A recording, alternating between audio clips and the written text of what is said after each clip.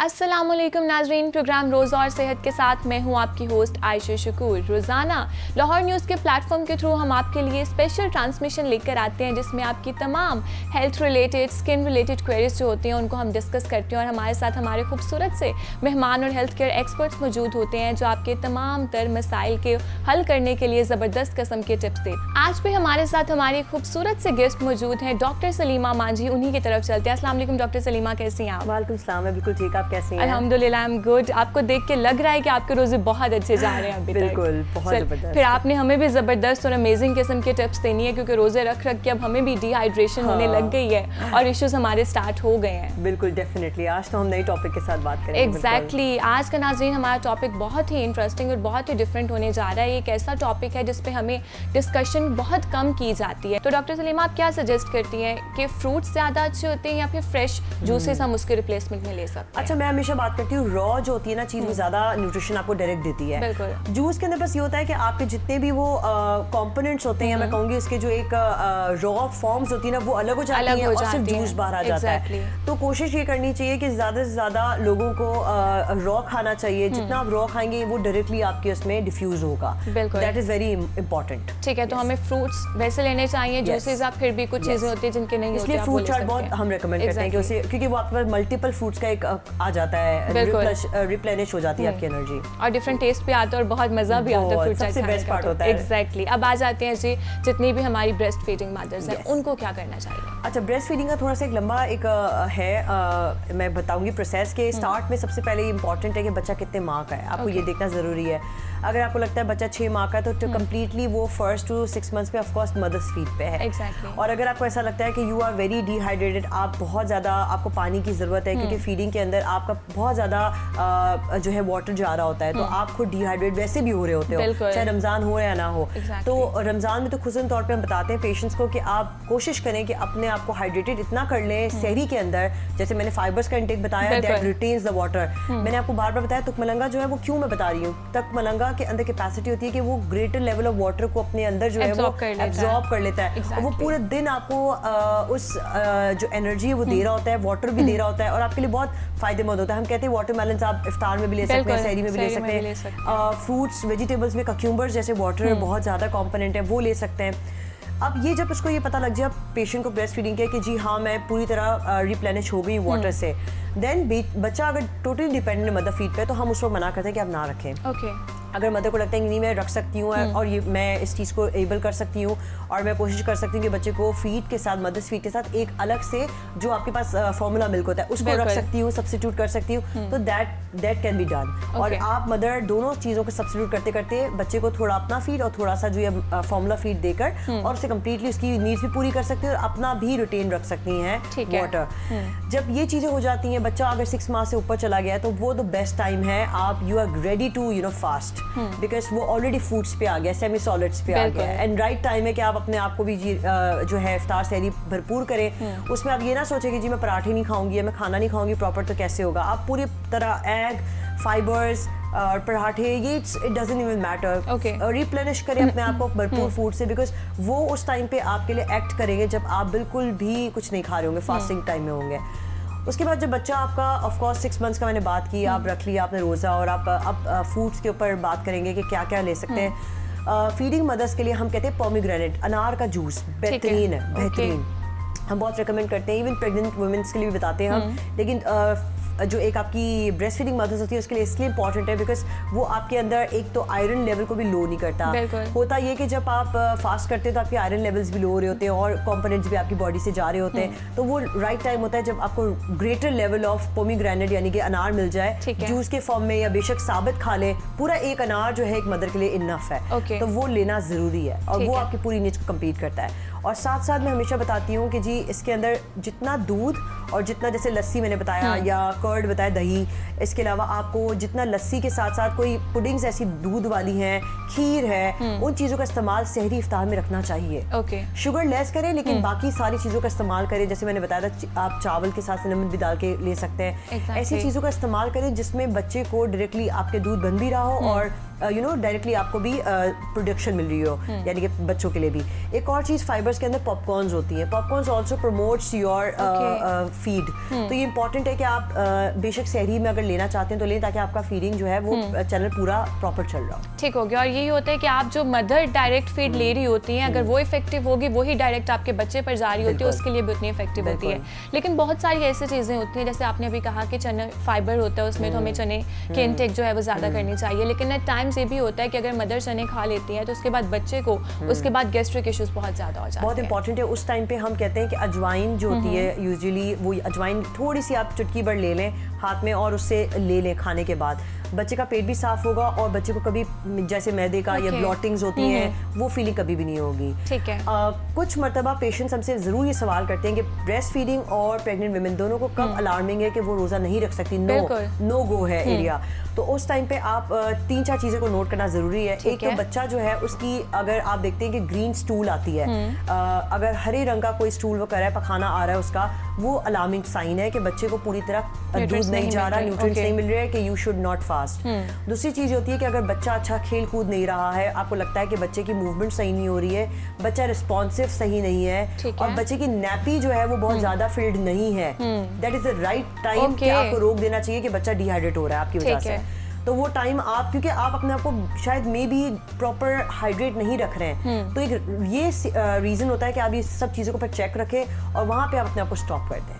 ठीक है। तो ये इंपॉर्टेंट है मदर्स के लिए जानना। एग्जैक्टली, ये बहुत इंपॉर्टेंट है क्योंकि जो सारे आगे बच्चे में सिम्टम्स आ रहे हैं वो आपके लिए एक अलार्मिंग सिचुएशन है। उसके बाद आपको फास्टिंग को जो फौरन रोक लेना है। डॉक्टर सलीमा, एक और बहुत क्वेरी हमारे पास आ रही थी कि रोजे की हालत में आप ब्लड डोनेट कर सकते हैं या नहीं, तो इसके बारे में क्या कहना है? अच्छा, यहाँ पे 2 स्कूल ऑफ थॉट से जो मैं पढ़ रही थी कि बहुत इंपॉर्टेंट है लोगों तक बताना। बड़ा लोग है ना, एक मुझे लगता है कि फतवा दे देते हैं लोगों को। एक तो आप, पहली बात तो ये कि आप अगर ये इस चीज़ पे फोकस रख लें कि आपके लिए रमज़ान है ही ह्यूमैनिटी के लिए, आप सर्व कर रहे हैं, एक अच्छी चीज़ है, सवाब कमा रहे हैं, तो ये ब्लड डोनेट करना एक सवाब का काम है सबसे पहली बात। तो अगर आप ब्लड दे रहे हैं तो उसमें कोई हर्ज नहीं है। लेकिन ये कुछ 3-4 चीज़ें जो ब्लड देने वाले को, डोनर को पता होनी चाहिए। एक सबसे इंपॉर्टेंट चीज़ तो ये है कि वो एम्प्टी स्टमक ना हो। फॉर एग्जाम्पल, अगर उसने फास्ट रखा है और अभी फास्ट बंद किया तो उसके आधे 1 घंटे में वो अपना ब्लड ड्रॉ करवा ले, ताकि उसकी एनर्जी भी लो ना हो, और वो जो है जो एक टूटने का उसको डर भी लगता है कि जी मुझे भूख लगेगी या मैं बहुत कमजोर हो जाऊंगा, मैं डिहाइड्रेट हो जाऊंगा, वो भी ऐसा नहीं होगा। एम्प्टी स्टमक ना देने का नॉर्मल डेज में भी हम क्यों मना करते हैं? इसका रीज़न ये होता है कि आपकी जो सेल्स होते हैं ना वो एबनॉर्मली अदरवाइज काम कर रहे होते हैं। पहले उनको एक्सेप्टेबिलिटी आने दें और फिर आप ब्लड ड्रॉ जब करवाएंगे तो वो अपनी पूरी सिंक में बन जाएंगे। एम्प्टी स्टमक नहीं होना चाहिए। खाना होगा तो थोड़ा वो ब्रेक डाउन करके अपने पास डिस्ट्रीब्यूशन कर देगा। ठीक है। दूसरी चीज़ ये इंपॉर्टेंट है लोगों को जानना कि कुछ जगहों पे दूसरा स्कूल ऑफ थॉट था, वहाँ पे ये बात करते हैं कि अगर आप थोड़े मिकदार में या क्वांटिटी में ब्लड ड्रॉ करते हैं तो that doesn't even breaks your fast. तो ये भी है। तो I think in a way short अगर मैं स्टोरीज की बताऊं तो इसमें कोई टूटने का डर नहीं है। You can go ahead with that. ठीक है, it's a good practice. Okay, अगर आपने करना है तो आप सहरी के बाद कर लें ताकि आपको ज्यादा, अगर ऑब्वियसली 14 आवर्स का गैप होता है, के बाद तो कोई मसला ही नहीं है। एग्जैक्टली, उसके बाद तो इज फीजिबल। लेकिन इमरजेंसी केसेस में कुछ लोग होते हैं तो वो दौरान इस चीज को फॉलो कर सकते हैं कि थोड़ा सा आवर का डिस्टेंस देकर ले लें, करवा लें। ठीक है। डॉक्टर सलीमा, आप मुझे ये बताएं कि वर्क प्लेस पे बहुत सारे लोग ऐसे होते हैं जो फास्टिंग नहीं कर रहे होते और कुछ होते हैं जो कर रहे होते हैं, तो इस चीज को किस तरह से बैलेंस करना चाहिए ड्यूरिंग रमजान? आई थिंक बहुत इंपॉर्टेंट बात है। हम हमेशा बात करते हैं कि जो रमजान है वो कंप्लीटली पेशेंस, चैरिटी और ह्यूमैनिटी के लिए हमारा एक रीज़न होता है कि हम रख रहे होते हैं, उस चीज़ को डिस्प्ले कर रहे होते हैं अपने लोगों में। लेकिन इंपॉर्टेंट एक और चीज़ भी होती है, इंक्लूसिवनेस। मेरे ख्याल से वो इतनी ज़्यादा हमारी इग्नोर्ड पार्ट है। वर्क प्लेस पे बहुत सारे लोग ऐसे भी होते हैं जो बेशक हमारे रिलीजन के नहीं है और दूसरे रिलीजन को रिप्रेजेंट कर रहे हैं, तो we totally respect that as well. और ऑन द अदर हैंड उनका भी काम होता है कि वाइस वर्सा वो भी हमारे साथ उसी तरह एक्ट करें। कुछ 3-4 चीज़ें आई टोटली बिलीव कि हमारे व्यूवर्स तक जाएं और उनको पता हो। एक तो चीज़ मुझे लगती है कि जब आप रोज़े होते हैं, अगर आपके इर्द गिर्द कोई खाना खा रहा है तो पहली बात तो आपकी ड्यूटी है एज रोज़ेदार कि आप उसको कोई कमेंट पास ना करें कि जी देखिए शर्म नहीं आ रही या कुछ, उसे कोशिश करें इग्नोर करें, क्योंकि यही तो बर्दाश्त है आपकी, यही तो पेशेंस है। तो और सामने वाले का ये आई थिंक रोल होना चाहिए कि वो पूछ ले कि अगर मैं खाना चाहूँ तो आपको बुरा तो नहीं लगेगा, मैं आपको डिस्टर्ब तो नहीं कर रहा, ये रूम चेंज कर लें। ये थोड़ी सी चीज़ें जो एक रोज़ेदार को करनी चाहिए और सामने वाले को भी, जो उसके एक्शंस होते हैं।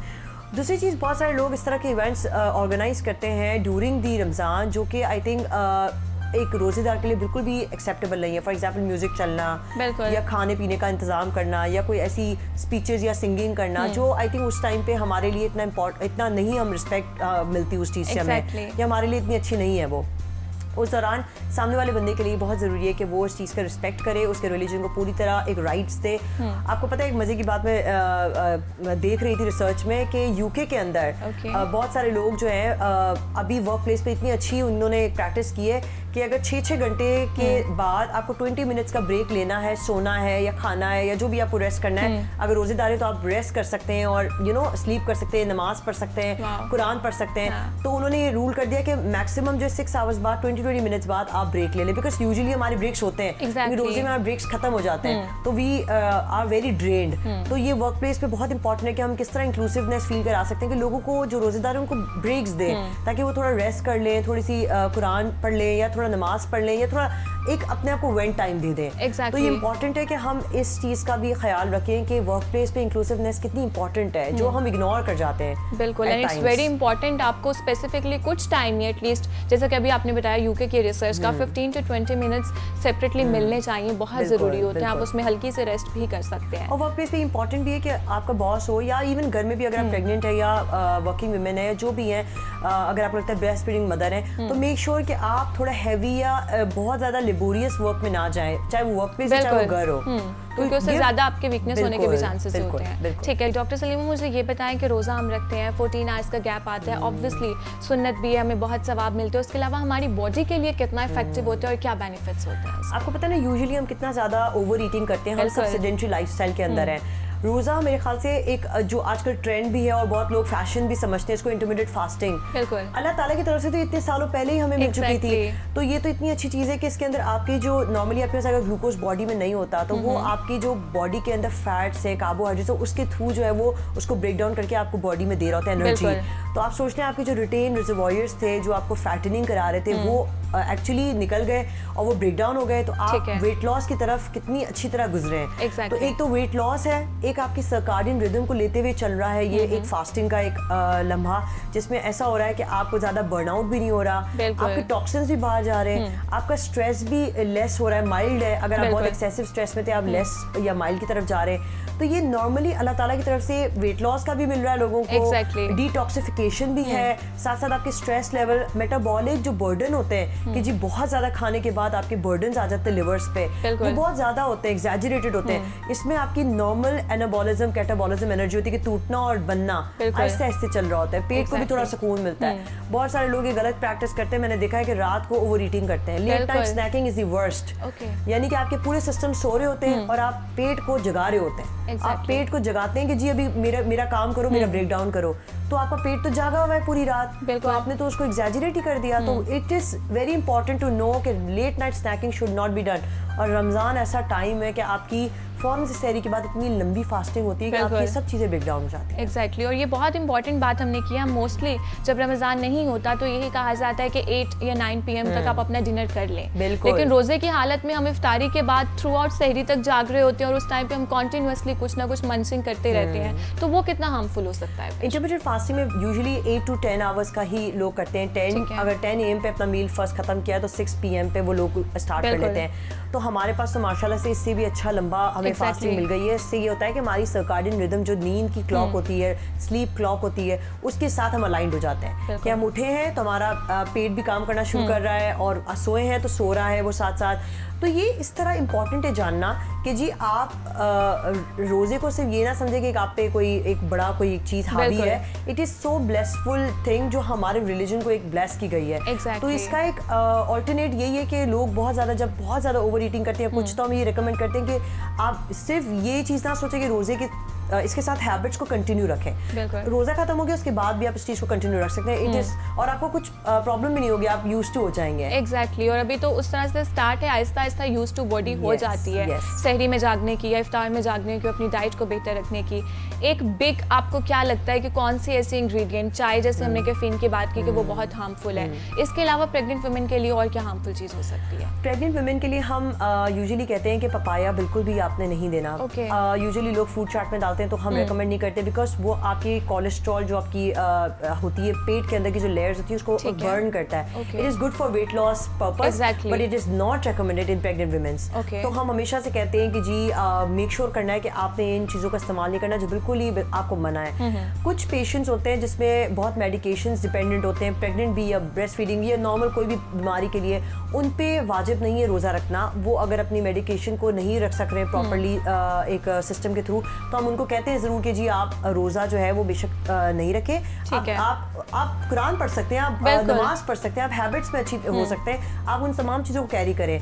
लेकिन इसमें भी लोग हमसे बड़े सवाल पूछते हैं कि जी अगर मैं मेडिकेशन आईवी लगा लूं लेकिन रोज़ा रख लूं तो फिर मैं क्या कर सकता हूं? तो फिर मैं हमेशा बताती हूँ कि आईवी जो होती है आपकी इंट्रावेनस होती है, जो आपके ब्लड के अंदर डायरेक्ट जाती है, बेली में नहीं जाती, आपके स्टमक में नहीं जाती, तो उसमें आपका रोज़ा नहीं टूटता। ठीक है। और बहुत सारे लोग हमसे पूछते हैं कि जी मैं अगर इंट्रामस्कुलर लगवाना चाहता हूँ, अपना कोई डोज लेना चाहता हूँ, इंजेक्शन लेना चाहता हूँ, उसमें भी नहीं। लेकिन बहुत लोग हमें ये पूछते हैं कि अगर मैं कोई न्यूट्रिएंट लेना चाहता हूँ, जैसे न्यूब्रल आपके पास ये जो न्यूरोबियंस हैं, विटामिन B12 हैं, मिथक बॉल्स हैं, कोई ऐसे न्यूट्रिएंट्स आप लगाते हैं तो वो तो डायरेक्टली ऑफ कोर्स आप दवाई लेते हैं, दवाई के फॉर्म में लेते हैं, टैबलेट के फॉर्म में लेते हैं, तो टैबलेट के फॉर्म में तो आपके मुंह में जा रहा है तो it will break your fast.